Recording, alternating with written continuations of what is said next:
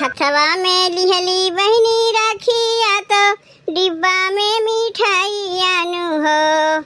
हथवा में लिहली बहिनी राखिया तो डिब्बा में मिठाई आनु हो बहिनी चली गईली अपने नाई हरावा तो भाऊजी से पूछेली हो, हे भौजी कहाँ बाटे बीराना हमारा, हम राखिया बांधल अइली हो। भीतरा से निकलेली भौजी गराभ बोलिया बोलेली हो। भीतरा से निकलेली भौजी गराभ बोलिया बोलेली हो। हे ननदी तोहरे भैया गइल बाटे हाटिया तो सूरापुर बाजारिया नु हो। हे ननदी भैया के जाना मल भाती जावा तू राखिया जे बांधी लेती हो। बोलिया तो ये भौजी बोलेलू बोला हूँ न जानेलू हो। बोलिया तो ये भौजी बोलेलू बोला हूँ न जानेलू हो। हे भौजी भैया के इतना हमारे साधा भाती जवाना पुराई हाई हो। हे भौजी के ताना दुलर बो हम भाती जावा भैया याद आई हाई हो। घर में से निकाले भाती जावा तो बुआ से अरज कर हो। घर में से निकाले भाती जावा तो बुआ से अरज कर हो।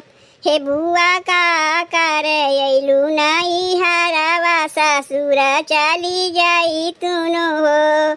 हे बुआ का कर अइलू नाई हरावा ससुरा चली जाई तुनु हो। इतनी बचाना सुनी बुआ के मनावा दुखित भइले हो।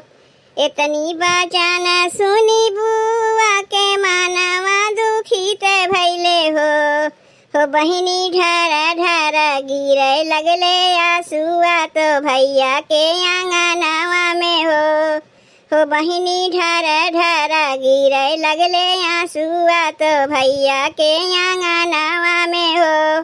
दुआरा से आवेली माई तो बेटी के समझावेली हो। दुआरा से आवेली माई तो बेटी के समझावेली हो बेटी भूली जाई तू आईसन भाईया तो आईसन भाती जवानु हो। हे बेटी चली जाई तू अपने ससुरावा नैहरावा बिसराई देती हो। इतनी बचन सुनी बेटी तो माई के समझावेली हो। इतनी बचन सुनी बेटी तो माई के समझावेली हो। हे माई बन जइबू बना के चिरई आया का से मारई बुन हो। हे माई बना जइबू बना के चिरई आया का से मारई बुन हो। एक ही कोखिया के बीराना बीराना कैसे बिसरीनु हो। एक ही कोखिया के बीराना बीराना कैसे बिसरीनु हो। हे मैया देखे अइबू बाबा फूलावरिया तो भैया के आंगनवानु हो। हे मैया बहुत दुलार मोरे बीराना बीराना कैसे भूला बुनु हो। अब भैया बहनी सोहर गीतिया कैसन लाग?